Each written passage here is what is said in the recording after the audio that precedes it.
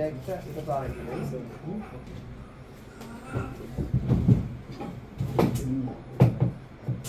10,000 লিখছে কেউ?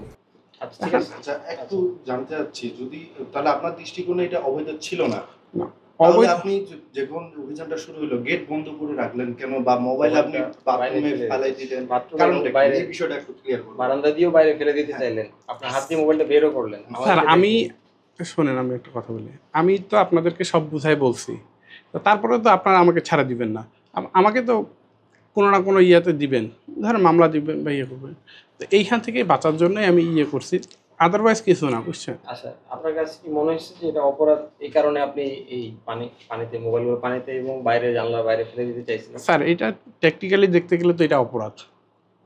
এখানে আপনি কোনো কাজ করতেছেন না, মানে কোনো ওয়ার্ক আউট করতেছেন না, যেখানে আপনি কোনো একবার ইনভেস্ট করছেন এরপর আর কোনো ইনভেস্টমেন্ট করতেছেন না, বাট আপনার ইনকাম আসতেছে, এটা কি আপনার বৈধ মনে হচ্ছে? এই পন্থাটা কি বৈধ মনে হয়? স্যার এইখানে আমার যেটা মনে হয় সেটা হচ্ছে যে আমি যদি দেশের ক্ষতি করতাম বা কাউকে এখানে ইনভলভ করতে উদ্বুদ্ধ করতাম, তাইলে আমার কাছে এটা আমার মানে ইথিক্সে যাইতো না বা আমার ইয়ে মন সায় দিত না। যেহেতু আমি ধরেন একটা সাইড আপনার মাসে ধরেন 10 টাকা নিয়ে যায়, সেখান থেকে যদি আমি ওদের কাছ থেকে 1 টাকা নিয়ে নিই, ছিনাই নিই, তো এটা তো আলটিমেটলি টাকাটা আমাদের দেশেই থাকতেছে। কিন্তু আপনি তো ডলার ইনকাম করতেছেন না, আপনি তো টাকা ইনকাম করতেছেন। এটা যদি ডলার হতো তাহলে বুঝতাম যে আপনি বিদেশি টাকা বাংলাদেশে আনতেছেন। আর এগুলোর ওয়েবসাইটগুলোর ডোমেইন কোথায় সেটাও আপনি জানেন, আপনাকে জিজ্ঞাসাবাদ করা হয়েছে। আপনার অ্যামাউন্টটা আসতেছে বিকাশে এবং টাকার অ্যামাউন্ট, এখানে কোনো ডলারের অ্যামাউন্ট নাই। তাহলে আপনি কিভাবে বাইরের বিদেশি টাকা বাংলাদেশে কিভাবে ইনকাম স্যার করতেছেন? আমি তো ওইটা বলিনি, আমি বলতেছি ধরেন ওদের কাছে যেই টাকাটা আছে এটাই তো ওরা ডলার হিসেবে নিয়ে যাবে, তাই না?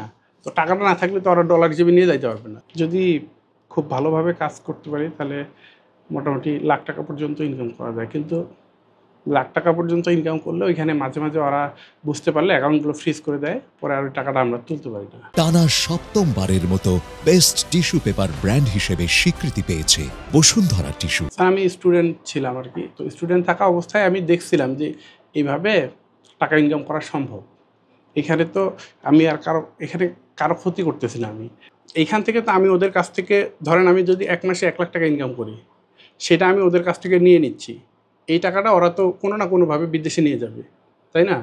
কোনো না কোনোভাবে বিদেশে নিয়ে যাবে, তো ওদের বিদেশে নেওয়ার ধরেন 1 লাখ টাকা আমি ইনকাম করছি, ওই টাকাটা আমি ওদের কাছ থেকে নিয়ে নিলাম, না নিলে ওরা তো এটাও নিয়ে যেত। আমি তো যুক্ত করলে আমারই লস। ধরেন এইখানে যদি 10 জন কাজ করে তাহলে কোম্পানির ইজি হবে যে ফাইন্ড আউট করা, আর যদি আমি একাই করি তাহলে ওরা হয়তো বিষয়টাকে গুরুত্ব দিবে না।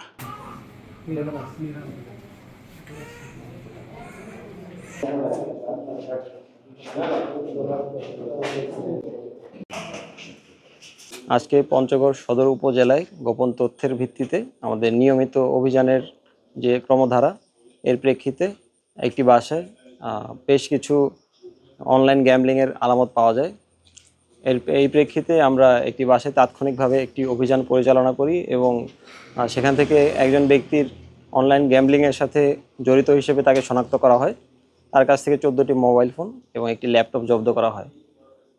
আনুমানিক 12.5 লাখ টাকার মতো সে অনলাইন গ্যাম্বলিং খেলে প্রফিট করে এবং এরই ক্রমধারায় একটি মোবাইল কোর্ট পরিচালনা করা হয় এবং মোবাইল কোর্টের যে কার্যক্রম সেটি এখন চলমান রয়েছে।